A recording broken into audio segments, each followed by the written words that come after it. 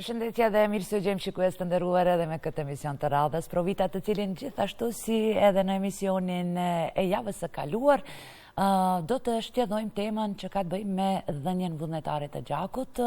Siç e dim, motoja dhuro gjak, shpëtoj jetë, është mjaft me rëndësi. E dim se gjaku është i vetmi ilaç që nuk blihet e as nuk shihtet, por vetëm mund të dhurohet. E se sa ne jemi, domethënë, të vetëdijshëm për një gjë të këtillë, dhe sa në fakt është e rrezikshme apo e dobishme dhënia vullnetare e gjakut, kësaj radhe do të diskutojmë nga këndvështrimi një specialisti transfuziolog, përderisa javën e kaluar, nëse mbani mend, ne folëm me drejtorin e këtij instituti, por kësaj radhe më detajisht do të flasim për atë se krejt çfarë mendojmë se na intereson neve si qytetar rreth dhënies vullnetare të gjakut, rreth grupeve të gjakut, në cilat raste mund të dhurojnë gjak, në cilat jo, po pse jo, edhe për një ose ca analiza që janë mjaft të rëndësishme që ndoshta edhe ne shpeshherë nuk i dim kur kemi të bëjmë me gratë shtatzëne dhe foshnjet e posalindura.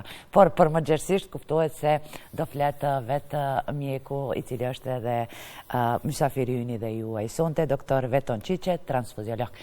Doktor, mirë se na erdhët në Provita. Mirë si u gjej, juve dhe stafin dhe gjithë shikuesit, teleshikuesit që na ndjekin. Faleminderit për ftesën.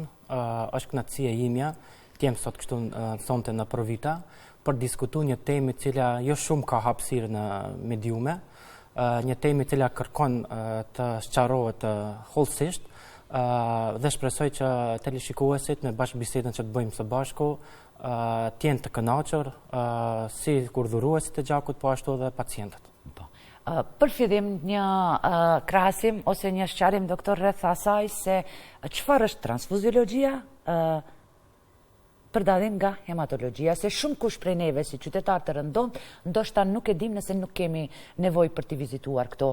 Disi shpeshherë, domethënë, i përzim institutin e transfuziologjisë me hematologji. Ashtu ndodh në përditshmëri, shpeshherë pacientët edhe i ngatrojnë dyert. Transfuziologjia është një degë e mjekësisë, ajo degë klinike, por e laboratorike që kryesisht mirret me ngrumbullimin e gjakut, testimin e tij, prodhimin si dhe indikacionet për përdorimin e gjakut dhe produkteve të tij. Kurse hematologjia është krejtësisht një degë tjetër, ajo është degë interne e cila mirret kryesisht me problemet që të kanë bëjnë me gjakun, si ato sëmundjet jo onkologjike apo jo maligne, si anemia, policitemia, ngritja e lartë e trombociteve apo hipertrombocitopenia, trombocitoza, dhe sëmundjet hematologjike apo onkologjike që mirren hematologjia, ato sëmundjet maligne, si leukemia dhe sëmundjet tjera që i përfshin kjo lëmie. Dhe kemi disa pika që janë të përbashkëta ndërmjet transfuziologjisë dhe hematologjisë nga aspekti diagnozës, varësisht ato sëmundjet autoimune që ato i trajtojnë, kurse ne faktikisht ju ndihmojmë gjatë diagnozës së tyre sëmundjeve, testet që ne i bëjmë paraprakisht. Kurse transfuzia si degë kryesisht bazë e ka ngrumbullimin e gjakut dhe roli i rëndësishëm i saj në krejt këtë sistemi shëndetësor është grumbullimi i gjakut, kryesisht selektimi i dhuruesve, vetëm se në këtë mënyrë mund të arrihet deri te siguria e gjakut, të jetë gjaku më i sigurt, mandej të jetë për testimi i tij, ruajtja e tij dhe sigurisht në fund indikacionet që duhet pranohen tek pacientët. Drejtori tha se keni edhe ambulancën ditore, për çfarë shërben ajo?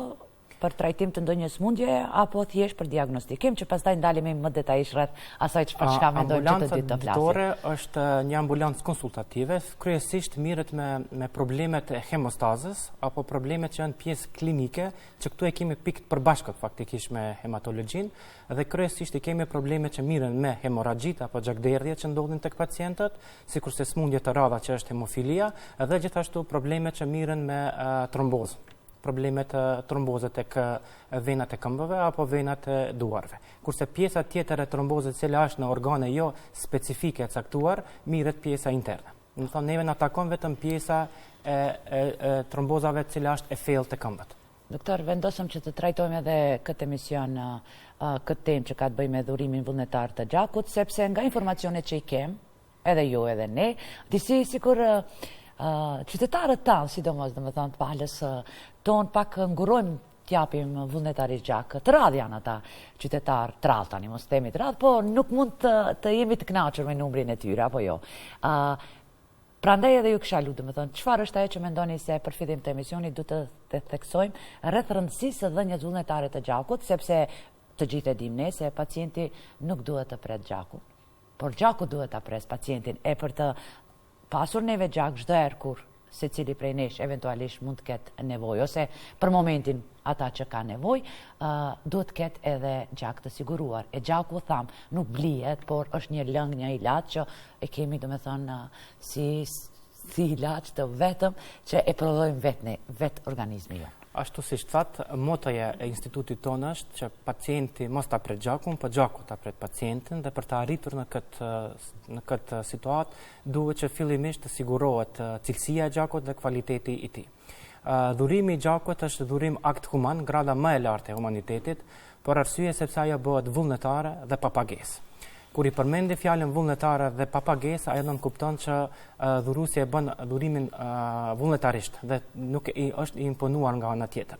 Në të kundërtën, nëse do ishte i paguar dhe do ishte i imponuar, atëherë nuk do ishte gjë humane, do ishte gjë e cila do të bëhet për shkaqe komerciale, dhe kështu në këtë arsye faktikisht nuk mund të sigurohet sasi, cilësi e gjakut dhe kvalitet, në të kundërtën nëse do ishte e paguar dhe jo vullnetare.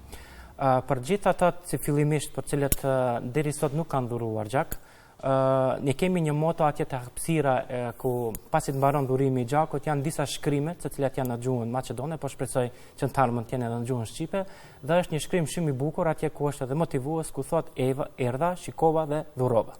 Shpresoj që edhe dhuruesit, të cilët deri sot nuk kanë dhuruar, të vinë të na vizitojnë institutin tonë, ta shohin se çfarë është dhurimi i gjakut dhe prandaj të vendosin se si vendoset se a duhet dhurohet gjaku apo jo. Dhe më kujtohet një moment para 4 viteve, kur ishit ju deklaratën kur e morët seftën fillimisht nga unë, atëherë ishte në specializim dhe ishte unë ai cili ju binda dhe t'ju dhuroj gjak.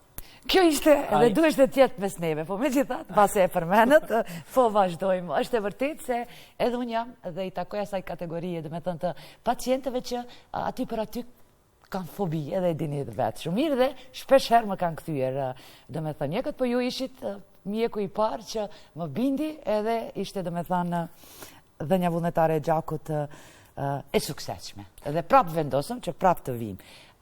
Shpresoj ju më presim. Përmendet edhe gjuhën shqipe, domethënë, edhe kjo ishte diçka që prapë vërejtja që nuk kishim bishkrime në gjuhën shqipe. Ju jeni aty tek e fundit ju me... Po shpresojmë që në të radhën që ato shkrimet që janë në gjuhën maqedone të jenë edhe në gjuhën shqipe, edhe pse në gjitha dokumentacionet normalisht janë të përkthyer edhe në gjuhën shqipe, përjashtim atyre shkrimeve, të cilat janë shkrime motivuese që donjëherë duhet edhe gjetë fjala adekuate për ta zëvendësuar atë fjalë, jo ashtu bukfalisht e përkthime, dhe ndoshta ajo është vonesa për cilën deri tash nuk i kemi përshtatur në gjuhën shqipe. Besoj që hera tjetër kur do vim do kemi edhe në gjuhën shqipe edhe shkrimet, po ndoshta edhe pyetësorët, apo i kemi pyetësorët? Pyetësorët janë në 3 gjuhë, në gjuhën angleze, në gjuhën shqipe dhe në gjuhën maqedone. Dhe tani të kthehemi tek rëndësia e dhënies vullnetare të gjakut. Menduam që duhet edhe ca, jo vetëm këtë, po edhe ca emisione që edhe ne si medium të sensibilizohemi dhe ndoshta ata që na dëgjojnë, dhe kur dëgjojnë se pse është me rëndësi, se është gjaku domethënë i rëndësishëm, nga ana tjetër kushtet në të cilën po dhurohet gjaku janë domethënë jashtëzakonisht mira, gjaku është i sigurt edhe për ata që e japin, por gjithsesi për ata që e pranojnë. Urdhoni doktor. Rëndësia e gjakut në përditshmëri është shumë e madhe, është kyçe, për arsye sepse gjaku si gjak është një produkt biologjik i cili nuk mund të fitohet në mënyrë artificiale, dhe gjithashtu e ka kohën e ruajtjes. Përderisa nuk mund të fitohet në mënyrë artificiale, edhe pse shkencëtarët në ditën e sotme tentojnë që të arrijnë një gjak universal i cili është i prodhuar në laborator, mirë po edhe nëse do të arrihet ajo gjë, do të jetë koste do të jetë shumë e madhe, dhe kështu që nuk mundet ekonomikisht ajo të lejohet tek ne. Për atë arsye, i vetmi burim i gjakut është vetë njeriu i cili duhet të jetë i shëndosh, ta ndjen veten të shëndosh. Rëndësia e gjakut gjithashtu në klinik, në shëndetësi, ka rëndësi shumë të madhe për arsye se ai gjen përdorim të gjerë në degët e kirurgjisë, sidomos në ato degët e kirurgjisë ku ka gjakdere shumë të mëdha, pjesa e traumatologjisë, pastaj në degën e ginekologjisë dhe obstetrikës, ku pas lindjes ose pas lindjes së nënës, e cila mund të komplikohet me një gjakdere të mëdha, atëherë aty i kemi përdorimin e gjakut, i cili vetëm se jo që shpëton një jetë, por shpëton edhe njëkohësisht të posalindurin. Pjesa e tjetër që gjenë përdorim shumë të madh gjaku është pjesa e onkologjisë, për fat të keq kemi shumë pacient me smundje onkologjike, qoftë ato hematologjike apo qoftë ato nga një sistem tjetër. Edhe aty e kemi përdorimin e produkteve të gjakut në përgjithësi, jo vetëm eritrociteve ose rruzave të kuqeve të gjakut si koncentrim, por edhe trombociteve që kohët e sodit kërkohen tepër edhe më tepër.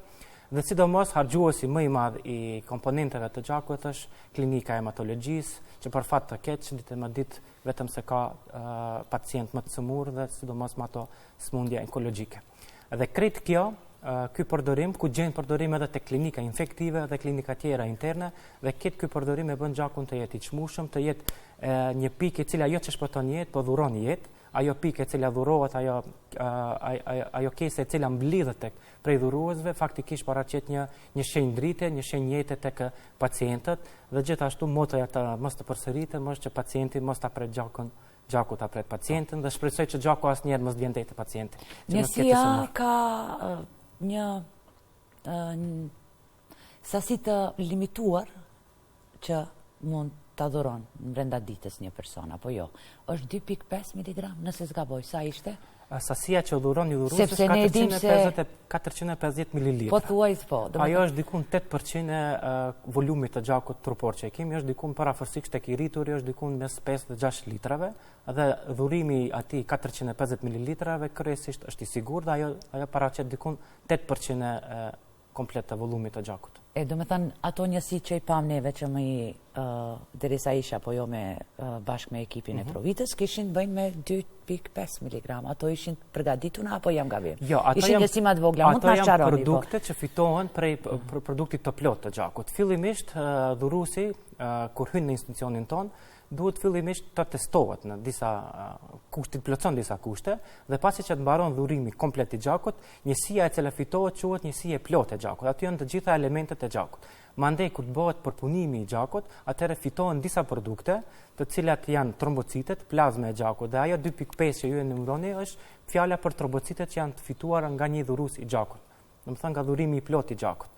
Kurse kemi edhe pjesën tjetër të trombociteve që fitohet nga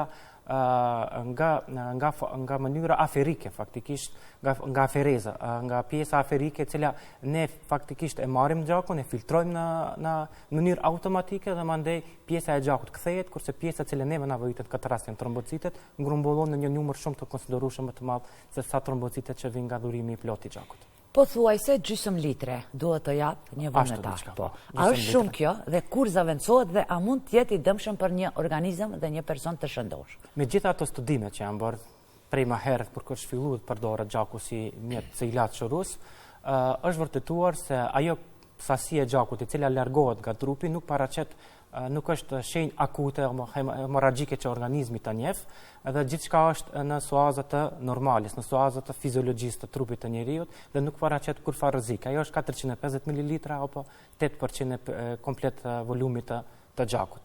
Dhe sipas të gjithave studimeve që janë bërë, ajo është në suazat të normalis. Për të arritur deri tek një vlerë e gjakut e cila në të kundërtën do të paraqiste ndonjë problem, atëherë duhet të dikon të humb personi gjak 1,5 litër. Ne atë nuk e aplikojmë tek dhuruesit. Domethënë është sasi e mjaftueshme, e konsiderueshme, e cila përveç se është sigurt për dhuruesit, por gjithashtu na mundson që të kemi kvalitet dhe cilësi të gjakut për pacientët. Në rregull, atëherë si do e kishit sqaruar ju në një mënyrë sqaruar për pak më detajisht edhe për ca gjëra tjera, se shpeshherë dëgjojmë atë nuk kam gjak për vete, e si ta kthej unë atë, më duket se për 2 ditë 48 orë si funksionon kjo. Ajo funksionon në këtë mënyrë. Fillimisht kur largojmë gjakun prej trupit, atëherë organizmi faktikisht një pjesë e sistemit është detektues, e cila e detekton dhe minjëherë fillon prodhimin e qelizave të reja. Dhe kjo procedurë duhet gjatë dikun 1 muaj, që qelizat e reja, qelizat e kuqe flas të gjakut, eritrocitet të cilat ne i largojmë, duhet për 1 muaj të kthehen në normalitet. kurse pjesa e lëngshme e gjakut kryesisht ujë kthehet brenda 24 orëve dhe trombocitet normalisht riprodhohen brenda 15 ditëve. Më thëmë, periudha e cila duhet gjithçka të kthehet në normalitet dhuruesi i gjakut është dikon afër 1 muaj e gjys. Mirë, për shkak kësaj periudhe ne kemi lënë edhe 1 muaj e gjys që mbas të dhurimit të parë dhuruesi të kthehen mbas 3 muajve dhe të vazhdon prapë të dhuron gjak, i cili është në periudhë kohore 3 muaj që është e sigurt për dhurimin. A është më i dobët organizmi jonë në aspekt shëndetësor? Jo, e kundërta. Na e sharoni? E kundërta. Këtë them prej dhuruesve të cilët sa është e vërtetë që ripërtrihet disi organizmi? Po jo, këto janë ato çka i dëgjova. Ato janë mite të cilat ne nuk duhet të diskutojmë për arsye sepse nuk është ashtu në realitet. Nuk ripërtrihet organizmi me dhurimin e gjakut. Na e sharoni, doktor. Faktikisht kur ne dhurojmë sasinë e mjaftueshme 450 ml gjak, ne largojmë një sasi të konsiderueshme të eritrociteve, po për gjithë përbajtësve që është në atë sasinë e gjakut të plot. Aty bëjnë pjesë leukocite, trombocite, dhe gjitha yndyrnat, sheqernat e kështu me radhë. Dhe momentin kur dhuruesi e largon atë sasi të konsiderueshme të gjakut, ai ndjen një farë lloj lehtësimi, një lehtësim i cili vjen vetëm nga largimi i gjakut, po edhe lehtësim nga fakti se ai dhurues kur mendon se ka bën një gest human e ndjen një farë lloj lehtësimi shumë më ndryshe se sa ka qenë më përpara se kur ka ardhur tek ne. Pjesa tjetër e cila është e shkruar, e studiuar dhe shkencore është se tek personat të cilët dhurojnë gjak, kjo duhet vërtetohet, është e lexuar, kanë aftësi që sistemi kardiovaskular prej smundjeve kardiovaskulare ulet për 12%. Domethënë për një atak në zemër, në sulm, në tru e kemi një ulje të këto që janë dhurues të rregullt të gjakut e ka një përqindje të vogël. Dhe kjo duhet vërtetohet normalisht me studimet shifet se është ajo e vërtet. Mirë, po shkenca e thot ato. Brenda këtij 1 muaj e gjysmë derisa apo gjithçka kthehet në vend, a duhet ndonjë regjim të mban personi që ka dhuruar gjak, të forcojë ndoshta ushqimin apo eventualisht është me imunitet më të dobët apo jo? Duhet edhe këtë pjesë të na shërojë. Realisht para se dhurohet. Nëse nuk avoj vetëm 2 ditë i kemi pushim, apo që edhe ligji 2 ditë është me ligj e caktuar, ajo, mirë, po mund normalisht ketë edhe më shumë ditë nëse personi ndjen që ka nevojë për më tepër. Para dhurimit të gjakut ka një farë lloj para përgatitje, dhuruesi duhet të vjen normalisht të jetë i ushqyer mirë, të largohet atyre ushqimeve të cilat rrisin sasinë e lipideve ose yndyrës në gjak, domethënë të ha diçka e lehtë dhe normalisht konsumohet lëngje të mjaftueshme, diku deri në 750 ml ujë. Dhe them se ky dhurues është i përgatitur për dhuruar gjak. Mandej pasi të përfundon dhurimi i gjakut, dhuruesi duhet të rekomandohet varësisht prej koncentrimit të hemoglobinës që ne kemi detektuar fillimisht gjatë dhurimit, rekomandojmë që të vazhdon njësoj jeta, domethënë vazhdon gjithçka njësoj, normalisht që pjesa pasi dhurohet, personi ndjen një farë lloj lodhësie, ajo është e vërtetë, mirë, po që dobësohet imuniteti, ajo nuk është e vërtetë sepse gjithçka kthehet brenda atij periudhe dhe do të vazhdoj njëjtë, vetëm se duhet në ato 2 ditë shmanget aktivitetit fizik dhe të pinë sa më shumë lëngje. Do të prandaj duhet edhe 2 ditë pushim, apo edhe nga puna mund t'i lirojnë? Po. Është një tjetër lloj benefiti, jo vetëm që është akt human, edhe këto 2 ditë pune, domethënë janë të lira, kemi edhe disa gjëra tjera, benefite tjera, kur kemi të bëjmë me një numër të caktuar të dhënieve vullnetare të gjakut, nëse kemi atë librezën e mbushur me sasi, çish na e sqaroni këto. Dhurimi i gjakut faktikisht megjithëse nuk duhet kjo të jetë, domethënë si piknisje për të shkuar. Duhet të jetë vullnetar. Mirë, po të gjitha këto mjetet motivuese që ne i kemi gjetë si institucion, po edhe shteti i cili na përkrah janë në definicionin e dhurimit të gjakut vullnetar. Qoftë ajo pakoja që japim pas dhurimit, pakoja e cila brenda ka ushqime freskuese si lëngje, ujë, do një lëng freskues, jo alkoolik normal, dhe sigurisht ka një ushqim i cili përmban sasi të madhe të sheqere, për arsye se gjatë dhurimit të gjakut, ne përveç se largojmë eritrocite dhe pjesë tjera komponentë të gjakut, largojmë edhe sasi të konservueshme të sheqerit, dhe në atë moment ne faktikisht i japim dhuruesve që të konsumojnë një pije e cila është e ngrumbulluar që ka shumë sheqer brenda, siç është Coca-Cola në këtë rast, dhe pjesë tjera që përmban çokoladë brenda. Ajo është gjitha këto pakoja që japin në suazat të dhurimit vullnetar pa pagesë. Po aty që para kemi pako edhe tjera për shërbimet shëndetësore kemi. Ato do t'i përmendim tash. Dhe gjithashtu pjesa tjetër që është si mjet motivues për dhuruesit është 2 ditë lira nga puna. Dhe pjesa tjetër është kur dhuruesit mbrin një numër të caktuar të dhurimeve, ajo është numri 10 i caktuar, pa marrë parasysh a është dhurim aferik apo i plot i gjakut. Nëse personi mbledh 10 dhurime, atëherë ai lirohet nga disa participime faktikisht me institucionet shëndetësore të cilat kanë marrëveshje me Fondin e Shëndetësisë. Qoftë ajo një rentgen, qoftë një intervenim të dhëmbët, stomatologu, apo intervenime tjera të cilat më ndodhen, një analizë e gjakut që bëhet në biokimin, gjithashtu janë të liruar tek këto personat të cilat kanë 10 dhurime të gjakut nga participimi. Në aspekt të sigurimit të ilaçit të gjakut, më duket se rumbullaksuam këtë. Shkojmë me grupet dhe llojet, domethënë, e grupeve të gjakut. E dim që kemi A, B, edhe 0, por nëse fillojmë me A2, A1, plus, minus, RH pozitiv, disi me të vërtet neve që nuk merremi vesh me transfuziologjin, na duket disi shumë e ndërlikuar gjendja. Sa lloje ose sa grupe gjakut kemi, cilja nga çka dallon, a mund të me thënë prindit ketë një grup të caktuar të gjakut e fëmiu të ketë grupin e tretë të gjakut. A ndodhin edhe këto raste? Pse ndodhin këto raste? Janë dilema dhe pyetje të përgjithësisht të qytetarëve.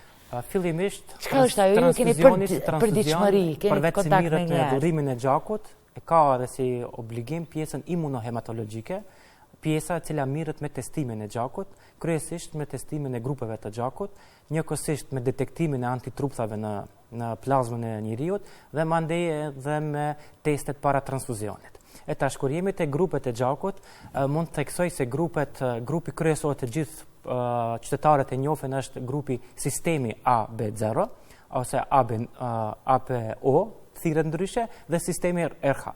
Mirë po, tek ne ekzistojnë edhe sisteme tjera të grupeve të gjakut, të cilat kanë shumë rëndësi të madhe klinike, dhe ato janë diku mbi 50, dhe ne i testojmë të gjitha, më thanë, është sistemi KELL, i cili ka shumë rëndësi të madhe të gjakut, sistemi DAFI, KIT, MNS, gjitha këto janë sisteme të cilat ne i testojmë në institucionin tonë dhe kanë rëndësi shumë të madhe klinike. Tash të kthehemi te grupet e gjakut ABO. Faktikisht gjitha sistemet e grupeve gjakut në përbërjen e eritrociteve janë sheqerna ose proteina, du të thëmë për përbërjen kimike e tyre. Dhe ata janë pjesë e strukturës të eritrociteve apo rruzave të kuqe të gjakut, dhe pa ato eritrocitet nuk mund të funksionojnë. Në pjesën e aminokiselina, në aminon e acideve të cilat e kanë këto sheqerna, faktikisht ndodhet edhe pjesa ku e determinon grupën e gjakut. Ajo është grupa A, grupa B, grupa AB dhe grupa 0. Kjo është fenotipi i cili ne e testojmë, mirë po në gjenetikë është krejtësisht ndryshe. Për shembull, një person i cili duhet të jetë i grupës A, në fenotip është ajo çka e shohim, në gjenetik mund të jetë, sepse ne kemi 46 kromozome, 23 i marrëmi prej njërit prind dhe 23 prej prindit tjetër. Që personi del grupi A i gjakut, patjetër duhet të ketë gjenin i cili e prodhon grupën A, ose sheqerat e grupës A gjakut, dhe pjesa tjetër e cila vre prej nënës mund të jetë kryesisht, mund të jetë prap A ose mund të jetë 0. Kur them 0 është gjeni i cili nuk funksionon. Domethënë nuk prodhon asgjë, nuk jep informat për të prodhuar diçka. Në këtë rast themi se personi i cili e përmban nga një gjen e përmban grupën A, dhe nga gjeni tjetër e ka gjenin 0 ose gjenin amorf i cili nuk funksionon, atëherë personi është grupa A e gjakut.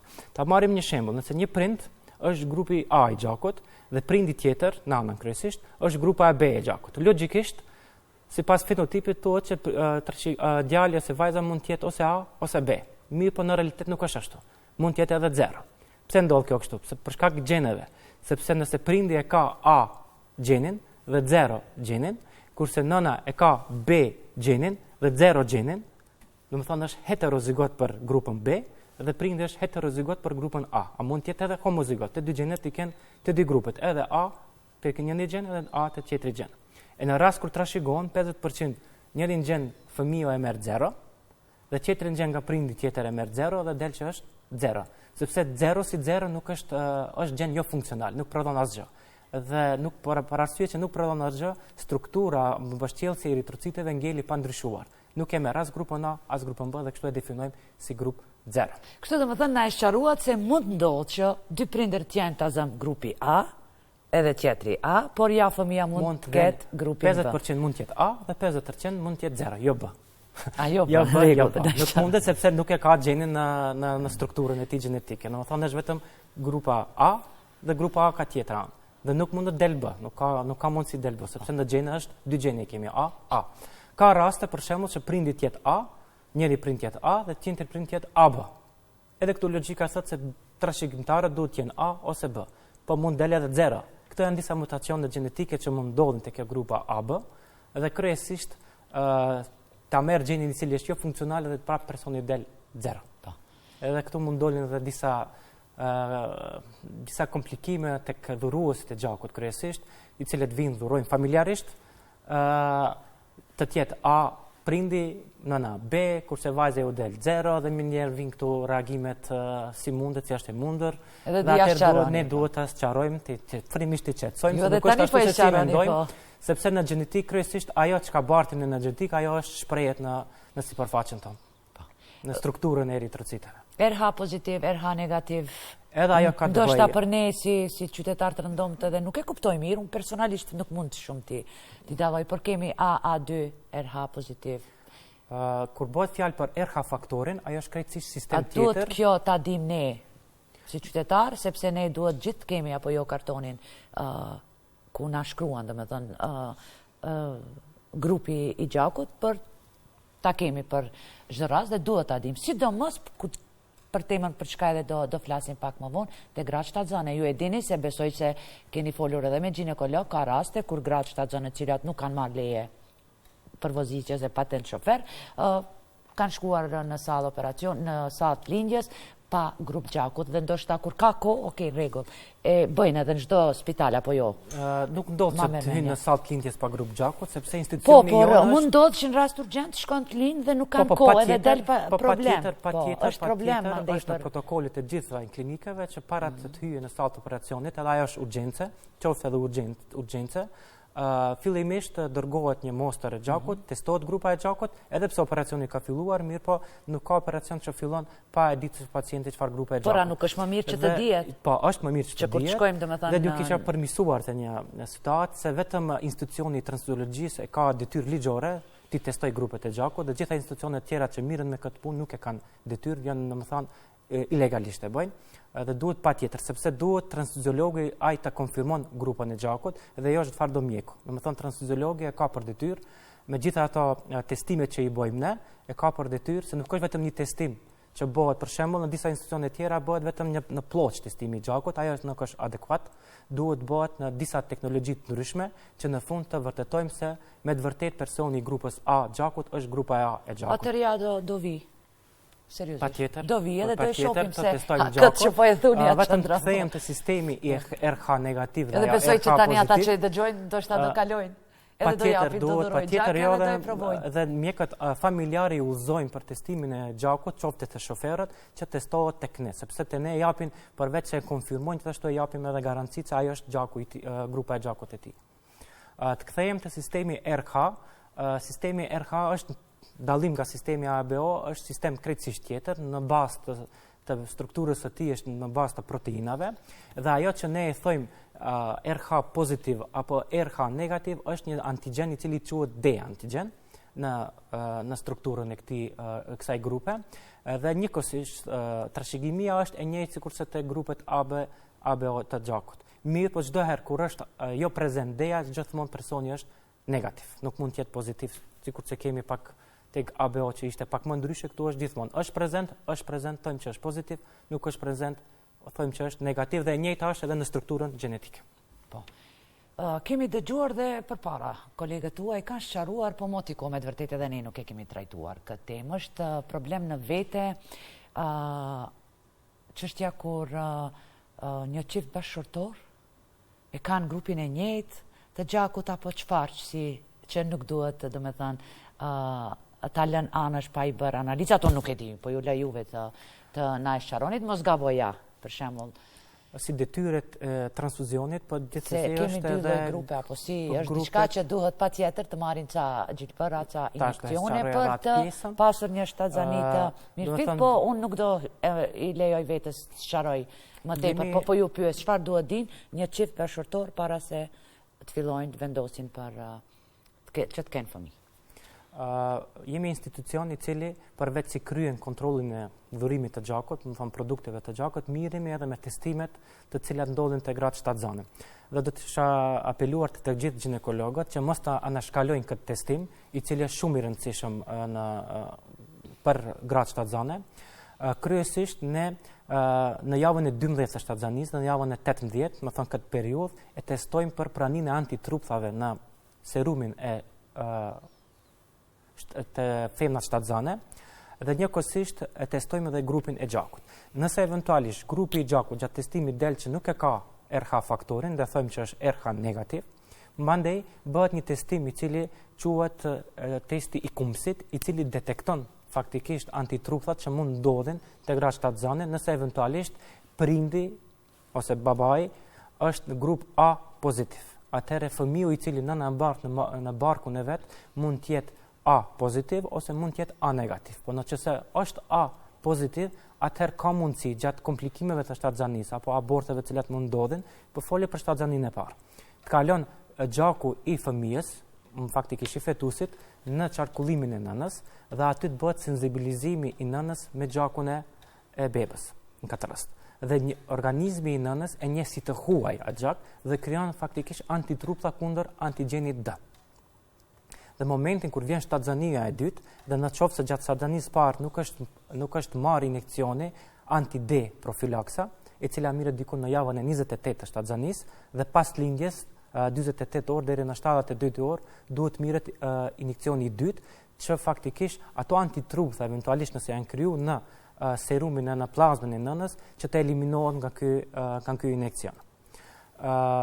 Dhe kështu faktikisht ne e ruajmë që në një farë mënyre e mbrojmë bebën nga një sëmundje e cila është shumë e paparashikueshme, ajo është sëmundje hemolitike e fetusit dhe të posalindurit, e cila kryesisht buron nga vetë fetusi, mirë po problemi është te nëna, e cila ato antitruptha të cilat janë krijuar te nëna nëpërmjet mënyrës të qarkullimit të gjakut kalojnë atë placentën, barierën placentare dhe vinë deri te bebja e cila ndodhet në barkun e nënës. Dhe këtë rast ato antitruptha, për shkak se bebja i ka e ka D faktorin apo e ka atë RH faktor që thirret B pozitiv ose A pozitiv, dhe ato antitruptha të cilat janë kundër kësaj pozitive i sulmojnë eritrocitet e bebës dhe kështu të vjen deri te një sëmundje hemolitike e cila ndonjëherë është edhe paparashikueshme dhe mund të përfundon kryesisht me vdekje ose me humbjen e shtatzanisë. A mendoni ju si transfuziolog se çdo grua shtatzane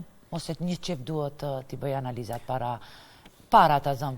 Jo, parashikojnë, gjitha protokollet e parashikojnë. Nëse prindi është A negativ dhe nëna është B negativ, atëherë sa i përket RH faktorit nuk duhet të bëhet analiza. Mirë po, ne kemi edhe sisteme tjera të cilat potencialisht antitrupthat të cilat mund të inhibitohen janë me klinikë të rëndësishme. Njëjtin sistem do ta potencoj është sistemi i kell.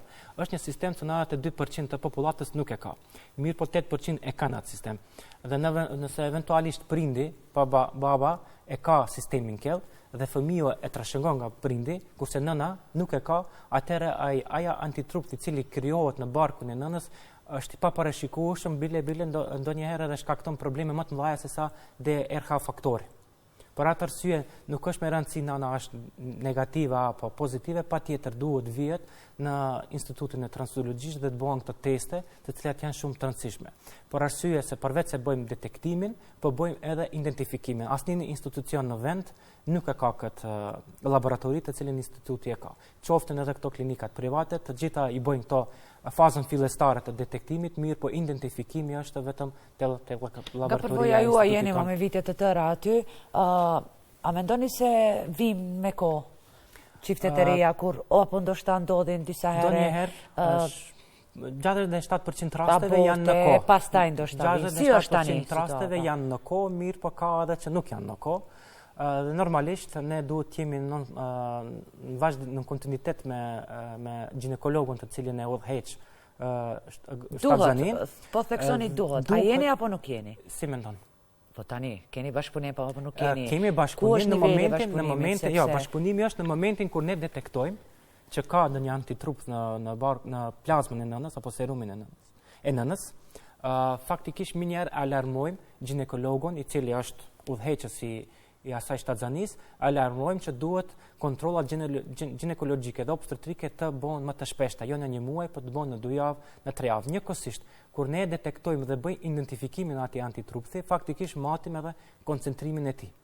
Se sa është koncentrimi i tij në trupin e nënës.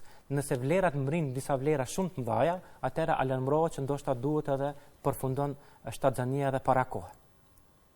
Ose në raste më ekstreme të bëhet edhe një transfuzion intrauterin, për cilin rast ne këtu nuk e bëjmë, ajo është faktikisht derisa bebia qëndron në barkun e nënës të ndrohet komplet gjaku i tij.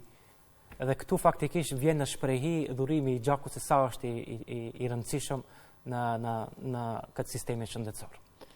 Më thanë edhe gjatë fetusit, kur është i fetus, prap gjaku është ai i cili e shpëton jetën. Tash llogariteni sikur të vim me kohë gjithë.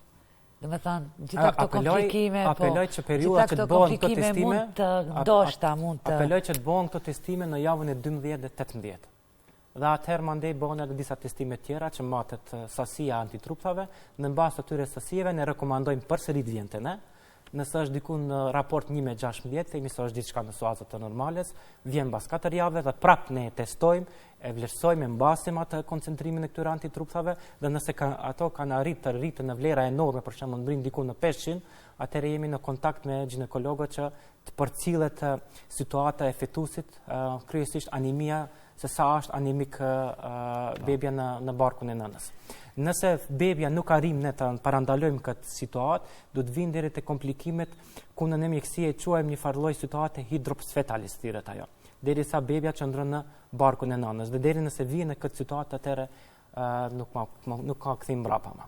Dhe nëse e shpëton këtë dhe mandej kur të lind bebia, për arsye se nuk ka një mekanizëm i cili mund ta eliminon bilirubinën faktikisht, për shkak se bilirubina është produkt i cili bie kur eritrocitet shkatërrohen nga këto antitruptha dhe derisa është në barkun e nënës, nëna ajo është ajo që është laboratori i tij, sepse kalon në gjakun e nënës dhe nëna faktikisht eliminon këtë farë lloj bilirubine nëpërmjet urinimit apo nëpërmjet fecesit apo nevojës të madhe.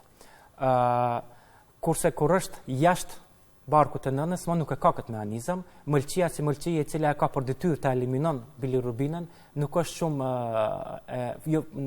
jo funksionale, është funksionale, po jo shumë funksionale, sepse niveli i shkatrimit i eritrociteve është shumë më i madh se sa mund mëlçia të mbrin. Edhe në këto momente, kur bilirubina nuk mund të largohet prej bebës, ajo fillon të deponohet kryesisht në mëlçinë e zezë, mirë po nëse vlin vlera enorme, atëherë deponohet në tru dhe kjo situatë quhet keren ikterus, ose situata e cila nuk ka kthim dhe mund përfundoj për fat keq. Edhe prandaj apeloj që këto teste që bëhen në institucionin tonë, edhe pse transfuzia është si në hije pak, mirë po në rrethin e sistemit shëndetësor ka një rol shumë të madh, jo vetëm për gratë shtatzane, por për gjithë pacientët që ndodhen në atë rreth. Ditë merret duket janë problem në vete, transfuziologu apo hematologu, cili po më duket që te jo duhet. Ditë merret janë një problem multidisciplinar. Faktikisht po nuk është problem, është shumë i madh nëse diagnostikohen me kohë, sidomos te gratë shtatzane, sepse kemi varianta që duhet përdorin të holluese krejt të gjakut, por mund shkaktojnë probleme te gratë të cilat nuk i gratë shtatzane sidomos apo jo, se duhet ta bëj një sqarim te gratë shtatzane, edhe pse kjo është një temë tjetër për një emision tjetër. Ne do bëjmë edhe emisione tjera, tani filluam me ju. Në sqarim të shkurt te gratë shtatzane sidomos, sepse me provojës time tash 1 vjeçare që jam në ambulantën konsultative, kam gratë shtatzane të cilat fillimisht mbasin e bëjnë një test hemostazës primare dhe njëkohësisht aty hyn edhe numri i dedimerave. Dedimerët te gratë shtatzane është në numër normal. Domethënë nuk pritet te gratë shtatzane numri i dedimerave të jetë në numër 500. Po duhet të jetë diku 1000, 2000, varësisht për cilës javë ndodhet. Dhe ajo është mënyra fiziologjike se si funksionon trupi i nënës. Në të kundërtën, nëse hemostaza nuk ndryshon te nëna, nuk kalon në vlera të cilat i bëjmë protrombotike, në fakt, disa vlerat të cilat ne i bojmë janë të shkurtuara me sekonda. Për shembull, disa kohë janë 27 deri në 36 sekonda, një kohë është deri në 14 sekonda dhe një kohë është deri në 22 sekonda. Mirë, po te gra shtatzane këto vlera janë krejt më pak. Do thonë mbrin diku 20 sekonda, 15 sekonda e kështu me radhë. Dhe kjo është krejt normal në faza të fiziologjisë të grua shtatzane. Përndryshe, nëse kjo fiziologji nuk do ndodhë, atëherë gjatë aktit të lindjes do të kishim gjakderdhje enorme të cilat nuk mund edhe ti trajtojmë ndryshe. Jo, rasti shpesh kemi dëgjuar domethënë që gratë shtatzane gjatë procesit njës kanë humbur mjaft gjak dhe mund ndodh me të vërtetë gjithçka në sallë operacioni. Mund ndodh gjithçka, prandaj është edhe ky sistemi i cili është i krijuar në mënyrë fiziologjike që gjaku të jetë ta them ashtu popullor që më i trash, në krahasim të jetë më hiperkoabil, të jetë më pro-trombotik për arsye që kur gruaja shtatzane të lind të ketë shpejtësi të madhe e trupit ta parandalon gjakderën, sepse është një akt i cili shkon me gjakderje të madhe. Po. Ne kemi edhe ca analiza tjera të cilat mund t'i bëjnë te ju dhe sipas transfuziologut, domethënë i marrim edhe ato pa emrimin e emrave, domethënë për ilaçet, ne i them antikoagulues ose tollues të gjakut, të cilat janë disa i kemi që domethënë shumë shpesh, një herë në javë duhet vihet. Pastaj kemi tjera që merren po nuk ka më rëndësi ilaçi, sa më rëndësi në cilat raste duhet tjetër të vim tek një transfuziolog. Çfarë probleme tjera me gjakun duhet t'i kemi që të vim tek kryesisht problemet që ne i trajtojmë janë gjakderdhjet dhe faza trombotike. Dhe normalisht menaxhimi i fazës trombotike me antikoagulus apo hollus të gjakut, të cilat i ndajmë në dy grupe. Njënat janë antikoagulus direkt, dhe ato janë pak me çmim më të shtrejtë, dhe antikoagulus oral, të cilat faktikisht inhibojnë disa mekanizma në fazën e koagulimit të gjakut, dhe ato janë pak më të lira në pazar. Dhe bashkë këto kur janë oral duhet që të kontrollohen një herë në javë fillimisht, po mandej 2 herë, mandej 3 herë në muaj e kështu me radhë. Më thonë, këto barna kryesisht i udhëheqim ne, domethënë këto smundje trombotike që cilat kanë bëj me smundjen e venave, më thonë tromboza tek venat e thella të këmbët dhe tromboza tek venat e duarve, kryesisht i udhëheqim ne, mirë po trombozat të cilat janë në organe tjera janë pjesë e internës apo pjesë e kardiologjisë duhet udhëheqen nga kardiolog apo internist. Në bashkëpunim po, pastaj. Në bashkëpunim normalisht me neve. Kisha theksuar se këto dedimerat kanë filluar të bëhen aktual që në kohën e Covidit, më përpara nuk kanë qenë të njohura.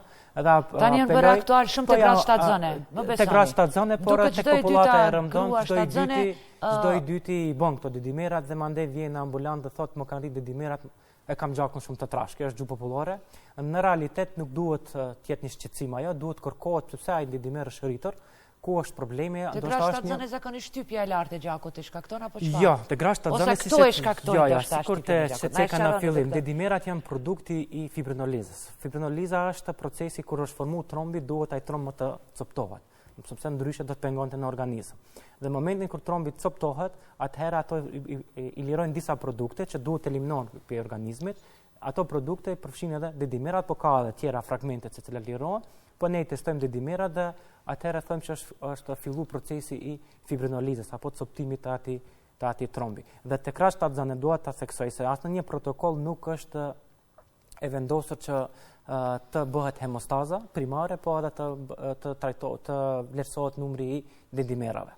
Domethënë gjithçka është në suaza të normales. As ato nuk shkaktojnë shtypjen e lartë apo probleme tjera ginekologjike, po është thjesht në suaza fiziologjike. Zakonisht nga informacionet që i kam ose kontaktet me gratë shtatzane zakonisht kanë rritjet numrit të dedimerave. Apo ajo është mënyrë fiziologjike se si funksionon trupi. Pastaj janë me ato të holluesit që e gjakut. Duhet kemi këtu kujdes, jo çdo herë numri i lartë i dedimerave do të jetë edhe indikacion për me marr hollus të gjakut. Te gratë shtatzane krejtësisht është në suaza të normales. Mirë po nëse ekzistojnë rreziqe tjera, për shembull aborte më herët apo të ketë trombofili në vete, ajo është një situatë ku gjaku ka aftësi më tepër të krijon tromboza se sa një person normal, atëherë mund të konsiderohet hollusi i gjakut, mirë po duhet edhe rreziqet të vlerësohen tek individualisht nga ana e ginekologut, por mandej edhe nga ana e transfuziologut, edhe pse ajo nuk është dek që ne duhet miremi, kryesisht duhet ginekologët që t'i trajtojnë këtë çështje.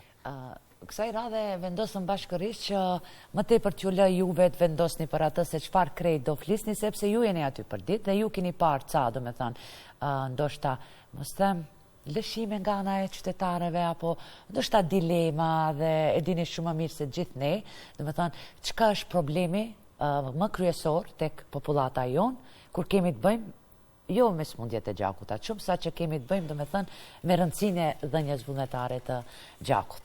Si do e kishit sqaruar, dhe me thënë, ose do na kishit inkurajuar që edhe kontrollimet i bëjmë me kohë, po pse edhe mos vim, dhurojmë gjak, kur e dim se nga kjo që e thatë ju edhe mjekët tjerë që kanë kaluar këtë studio. Sipas statistikave ti përmendi vetëm disa statistika, të cilat do të lidhim edhe me pyetjen.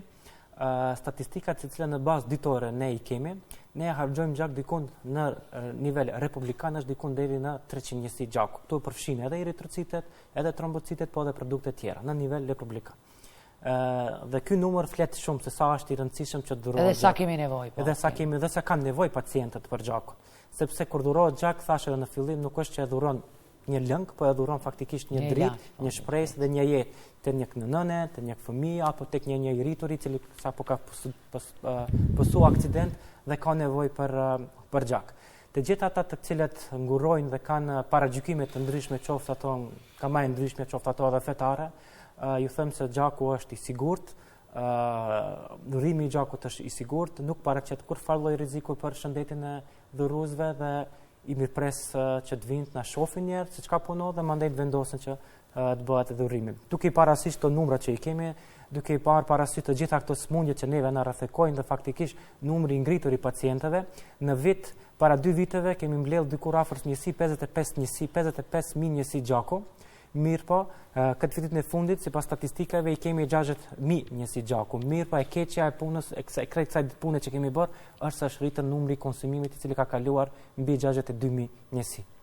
Prandaj edhe kemi nevojë më shumë tek qytetarët të cilët e ndjejnë veten të shëndosh, të na vinë, të na vizitojnë dhe të na dhurojnë dhe të shohin se si është. Është interesant se theksuat ju, po edhe derisa u takuam, apo ju edhe me kolegët juaj atje, derisa qëndruam me ekipin para 2 javë, po edhe drejtori i institutit theksoi se ju po luftoni që me fushata të ndryshme t'i mbani gjakdhuruesit të rregullt. E jo vetëm ata që mu kujtua ndonjëherë, po edhe ata janë mirëseardhur. Është një situatë e cila duhet menaxhohet shumë mirë, sepse mosha e gjakdhuruesve fillon të vjetrohet.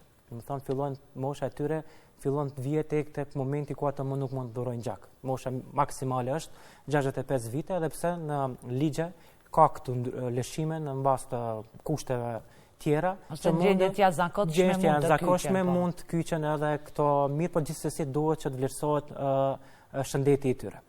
Për arsye se mosha e dhuruesve fillon të plaket në një farë mënyrë kushtimisht e them, duhet që institucioni fillimi i plakës, të themi 64-5. Ashtu diçka, dhe duhet që ne si institucion, së bashku me partnerët tanë që i kemi kryqën e kuq të Republikës së Maqedonisë së Veriut, dhe gjejmë mekanizma të ndryshme, kryesisht të motivojmë ata të rinj, të cilat duhet ta ripërtrim faktikisht këtë moshën e dhuruesve të cilat ka filluar të plakat, ne ta ripërtrim që të fillon që mosha mos të mrinë atë fazën që të ngelmi me situatë ku nuk mund të gjejmë gjak.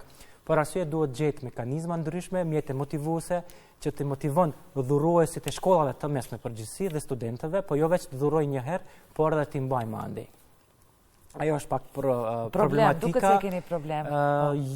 Që t'i bani ata të rregullt, po, sidomos po duhet këtu edhe të kemi edhe pak ndihmë edhe vetë nga shteti, jo vetëm nga ne si institucion dhe partnerët tanë kryq i kuq, duhet gjejmë mekanizma ndryshme për t'i mbajtur dhurues, sepse ato 2 lira tek studentët dhe tek nxënësit të shkollat të mesme nuk janë që kryjnë punë shumë diçka.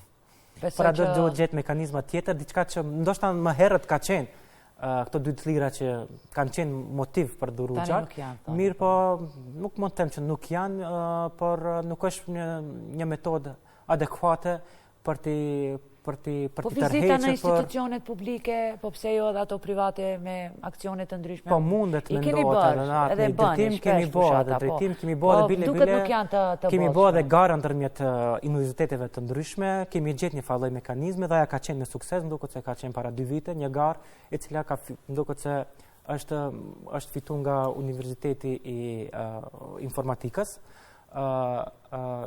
e kemi gjetë si mekanizëm për t'i motivu studentët, por edhe ato të shkollat të mesme. Ligjerata në shkollat mesme në... Zakonisht ne kemi ligjeratat në për shkollat të mesme, mirë po si duket nuk janë të mjaftueshme dhe duhet shtohen më të shpeshta që vetëm nxënësit të informohen, sepse informimi është problemi dhe jo vetë dija e tyre. Bashkëpunimi juaj me institucionet tjera që i keni si njësi në vendet ose në qytetet e tjera, mendoj se është edhe aty, s'keni për çfarë të ankoheni, më duket që bashkëpunoni mirë. Ne bashkëpunojmë me gjithë institucionet për krahasim me studentët dhe me nxënësit ku numri i tyre është në ulje. Kryesisht numri i institucioneve tjera të cilat durojnë gjak është në ngritje dhe kemi bashkëpunim të përkryer, gjithmonë kur kemi nevojë, atë i kemi aty, sidomos në kushtet kohore, kushtet e verës faktikisht, kur njësitë e gjakut fillojnë edhe të bien, për arsye se shumica e qytetarëve nuk ndodhen në vend, shfrytëzojnë pushimet e tyre, atëherë i kemi këto institucione, që na mundsojnë që t'i mbajmë rezervat mjaftueshme gjatë kësaj periudhe. Për momentin kemi? Për momentin rezervat janë të mjaftueshme. Gjatë gjithë vitit rezervat i kemi të mjaftueshme, nuk kemi kriza që mund të kërkojmë dhurim nga familjarët, duhet ta përcaktojmë se kemi dy lloj dhurime të gjakut dhe ne preferojmë më tepër dhurimi të jetë vullnetar dhe jo familjar. Se sa jo familjar. Por nuk mungon edhe dhurimi familjar se jemi human gjithë. Kur ka nevojë mendoj se kur është dhurim familjar rreziku është shumë më i madh, sepse nuk garantojmë siguri dhe kvalitet të gjakut. Sepse derisa një pjesëtar i familjes gjendet në një gjendje kritike, dhuruesi, ai që don dhuron gjak, mund edhe të jetë jo korrekt në atë piccorin që e mbush dhe mund të mshejë ndonjë smundje apo ndonjë medikament tjetër që në të kundërtën do të paraqiste problem tek kvaliteti i gjakut dhe jo sa herë është siguri. Për atë arsye ne motoja jonë është që të jetë vullnetar dhe jo familjar. Do thënë vetëm dhurimi vullnetar i gjakut dhe i papaguar e mundson që gjaku të jetë me kvalitet dhe i sigurt dhe njëkohësisht ne e garantojmë që ai produkt i gjakut është i sigurt, sepse njëkohësisht ne e bëjmë testimin e gjakut të smundjet infektive si hepatit B, C, sifilisi dhe HIV. Nga këtu edhe pyetja cilat persona nuk mund të dhurojnë gjak? Fillimisht janë disa kushte që i plotson dhuruesi. E para është niveli i hemoglobinës, nëse është mbi 135 gram në litër të meshkujt. Ne testojmë një fazë shumë të shpejtë, është me tretësin e sulfati bakrit, dhe cila bazohet në bazë të peshës. Nëse pika e cila mirët nga punksioni kapilar, lëshohet poshtë, bie poshtë, e nënkupton që gjaku është e plotson kushte, është në rregull dhe mund vazhdoj pjesa e ekzaminimit. Kurse tek femnat është 125 mbi 125 gram në litër, dhe nëse bie pika e gjakut poshtë, dhe normalisht vazhdon procedurën me andi. Dhe me andi bëhet ekzaminimi nga ana e mjekut. Përveç pyetësorit që e pyet, përveç një pyetësor, fillimisht dhuruesi e mbush një pyetësor, ku aty pajtohet se gjaku i tij duhet të testohet, do të thënë jep pëlqimin e tij të testohet në ato smundje të katërta që i përmenda, hepatit B, C, sifilis dhe HIV, faktikisht me smundjet infektive në fakt. Infektive që mbarten me gjakun, të cilat kanë rëndësi shumë të madhe klinike për ne. Për atë edhe ne japim garancë që këto smundje nuk ekzistojnë te ajo njësi e gjakut për arsye se i testojmë. Po ata që janë me diabet, azëm, me smundje malinje, nuk e dinë. Kryesisht edhe atë ditë kur ketë në intervistën e përmenda disa shkaqe. Shikuesit nuk kishin ujë. Jo, tash do i përsëris edhe një herë, do i sqaroj më tepër. Kryesisht në popullat, në të qytetarët ekzistojnë disa smundje që dominojnë. Ajo është hipertensioni, diabeti, sindroma metabolike.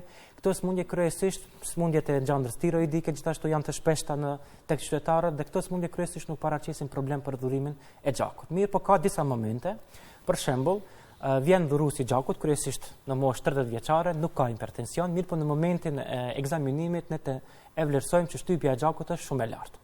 Dhe ashtu dhe protokollet i kemi. Nuk i kemi protokollet që të kalon 120 dhe minjerë të refuzohet, po deri në 180 sistolik, shtypja sistolike deri në 180 lejohet dhe deri në 100 shtypja diastolike ose shtypja ulët, që jemi qartë tek qytetarët, edhe ajo faktikisht lejohet. Dhe prandaj kemi këtë hapësirën shumë të madhe që edhe ato që janë me hipertension dhe nekosisht nëse detektojmë që e kanë shtypjen e lartë, nuk e refuzojmë qoftë edhe nëse kanë marrë tretman ose terapi për shtypje. Kur jemi te diabeti, ato që e kontrollojnë nivelin e sheqerit në gjak ose diabetin si diabet, flas për tip 2, sepse tip 1 është definitivisht duhet refuzohet përgjithmonë nga refuzimi i gjakut, dhurimi i gjakut, por arsye insulinën që e merr. Mirë po edhe këto persona të cilat kanë tip 2 dhe kontrollojmë me tableta ose me medikamente tjera që nuk është insulin, atëherë nuk refuzon, është në rregull. Pjesa tjetër e populatës cila vuan nga hiperlipidemia apo hiperglicemia e këto me radhë dhe marrin barna kundër yndyrnave dhe ato nuk janë shkak për të refuzuar. Normalisht duhet që yndyrat mos jenë shumë të lartë se në fund në del gjaku të jetë i yndyrshëm dhe nuk mund të prodhohet. Grashtatzane mund t'japi? Mund dhërojnë gjak apo jo? Grashtatzane jo, me protokoll jo. Grashtatzane jo. Arsyeja është sepse shtypja e tyre normalisht është pak më e ulët, mandej nuk është vetë i dyti, por mund të jetë edhe vetë i tretin, varësisht se çka bart në barkun e nënës dhe kryesisht nuk lejohet që durohet gjak. Ajo mund bashkangjitë durimit të gjakut pasi që të mbaron shtatzania dhe pasi që mbaron procedura e gjithëdhënies. Do të thonë diku mbas 6 muajve i bjen që duron gjak. Gjithashtu do të kisha potencu, ndoshta do të ketë interes ta dinë edhe qytetarët se gjatë operimeve kur ka operacionet, për sa periudhë mund duron gjak personi, është diku periudha prej 4 deri në 6 muaj dhe kjo kanë varur prej kirurgjisë që është bë, operimit që është bë. Nëse është smundje maligne, kryesisht refuzohet për gjithmonë për durimin e gjakut. Gjithashtu, cek edhe se është tek të rritë kjo është aktuale, piercing dhe tatuazha, edhe kjo nuk është shkak për të refuzuar nga durimi i gjakut. Tatuazha është apo s'është? Jo, s'është. Se kam dëgjuar dhe thonë ashtu që nëse ke tatuazh, jo, nuk është varësisht se 6 muaj minimum nuk ka 4 me testimet që i bëjmë ne tash është 4 muaj deri në 6 muaj për refuzim. Mirë, po nëse personi i cili mirret me tatuazh, ato setin e tatuazhësh i ka me validim dhe me certifikata të adekuate, atëherë personi edhe mund edhe duron gjak pa kufar problemi. Mirë, po protokollet duhet të respektohen. Periudha është prej 4 deri në 6 muaj. Do të thënë për tatuazha dhe për persim. Krejt për fond, doktor, të shohim çfarë do kishit thënë, nëse eventualisht kam lëshuar diçka. Besoj që po, se në brenda një emisioni nuk mund të flasim për gjithçka që ka të bëjë me dhënien vullnetare të gjakut dhe rëndësinë e këtij akti human. Fillimisht një do t'ju kisha falënderuar që më dha hapësirë për diskutuar, edhe pse është koha e shkurtër, do të ketë më shumë gjëra për të diskutuar dhe për të sqaruar tek qytetarët, si nga ana e durimit të gjakut, po si nga ana e pjesës e ambulantës. Njëherë do të kisha dhënë një apel tek të gjithë qytetarët, duke i marrë parasysh gjithë të numrat që tira të diskutuam, po edhe rëndësinë që gjaku e kishte në rrethin shëndetësor, t'i largojnë ato paragjykimet, na vinë na vizitojnë, na dhurojnë gjak sepse një gjak shpëton një jetë. Dhe motoja, si thash në fillim, pacienti nuk duhet pret gjak, por gjaku ta pret pacientin dhe në qofte dhe mos ndodh asnjëherë që gjaku ta takon pacientin, që do të thotë që mos të kemi të sëmur. Kjo është apeli i cili i peloj të gjithë qytetarët që mos ngurojnë dhe të vinë dhe të na vizitojnë. Njerë të shofi, nuk është patjetër të durohet me herën e parë, qofi. Jo, nëse vinë të ju, po ju garantoj se do i bind. Nëse jam unë prezent aty, sigurisht që do i bind gjithë gjak. Se zakonisht mjekët tjerë refuzojnë, ju s'më refuzojnë. Bile dhe kësaj radhe deshet me, po mjekët tjerë nuk janë të trajnum dhe të edukum si duhet, sa i përket durimit të gjakut, bile dhe personeli mjekësor, si laborantët dhe ato hynë pjesë në motivimin dhe promovimin e durimit të gjakut. Dhe besoj që ju përmirëpresi gjithë stafin dhe pse jo të bëhet një organizim, një aksion i dhurimit gjakut tu në studion e Provitës. Organizojnë disi, ja bëjmë disi. Po duhet të bashkëpunojmë bashkarisht dhe pse jo të bëjmë promovim. Ju e dini aty. Ne jemi të hapur gjithmonë, jo rastisht edhe po flasim për këto tema. Tani sa është e realizueshme kjo në studio, nuk di duhet flasë edhe me kolegët. Kjo kohë edhe pse jo të përsëritet brenda 1 muajve, 2 muajve të flasim. A keni parasysh, do të thotë mund vijë ekipi drejt për drejt këtu? Mund vijë ekipi, mund ta organizojmë. Çka do të marrni përgjegjësi? Po, ne marrim përgjegjësi, unë do jem ai i cili do ta organizoj këtë durim të gjakut dhe shpresoj që të jetë i suksesshëm. Sepse mëse më nevoj kemi nevoj për dhurus të gjakut. Sidomos në këto rrethana, në ditë sotme ku pacientët vetëm se kanë filluar, jo filluan të shtohen, po janë të shtuar, sidomos ato me smundje hematologjike, po edhe tek ajo shka është shqetësuese se janë grup mosha të reja. Dhe ajo na shqetëson më tepërmi dhe duhet jemi të gatshëm çdo situatë që vjen, që ne të sigurojmë produktet të gjakut, po i veja të sigurojmë, po të garantojmë që janë të sigurta dhe me kvalitet. Doktor, ishte kënaqësi, me të vërtet ju kishim sonte këtu, na i dhatë ca informacione që ndoshta edhe unë personalisht i kam haruar, me të vërtet që e thash, edhe ne ndoshta pak si vonë jemi duke trajtuar këtë temë, disi nuk ju kom haruar, për thjesht ndodhë që dhe nuk është vetëm transfuziologjia që duhet trajtohet si temë, por më besoni që televizioni, ekipet tona çdo herë do jenë këtu për këtë institut dhe për çdo herë kur keni nevojë, gjithsesi edhe për këto sqarime që ndoshta do të ndikojnë për ata që e dëgjuan emisionin, që ndoshta ende s'kan vendosur, kanë ca dilema, besoj që i sqaruat shumë. Durimi i gjakut, faleminderit edhe një herë për ftesën, por durimi i gjakut është detyrë çdo qytetari dhe çdo mediumi që të promovon dhe të bën propagandë për durimin e gjakut, ajo është detyrë e qytetarit. Domethënë, në një farë mënyre, kur ne dhurojmë gjak, solidarizohemi me atë të sëmurit, sepse durimi i gjakut është privilegj vetëm i njeriu të shëndosh. Kurse ai sëmuri nuk e ka atë privilegj. Dhe të vjen edhe solidarizimi me ta, atëherë është të dhurojmë gjak, që njëkohësisht ja shpëtojmë jetën, por edhe e gëzojmë një familje pse. Po, faleminderit. Faleminderit, nacia ishte ime.